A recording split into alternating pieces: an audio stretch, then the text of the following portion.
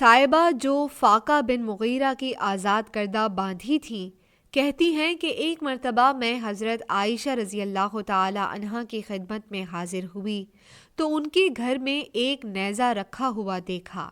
میں نے ان سے پوچھا کہ اے ام المومنین، آپ اس نیزے کا کیا کرتی ہیں؟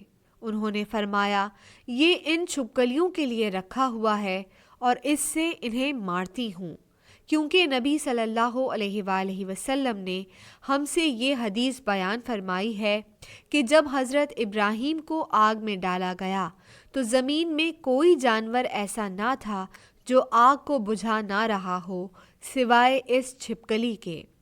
یہ اس میں پھونکے مار رہی تھی، اس لیے نبی صلی اللہ علیہ وآلہ وسلم نے ہمیں چھپکلی کو مارنے کا حکم دیا ہے۔ مسند احمد حدیث نمبر 23437۔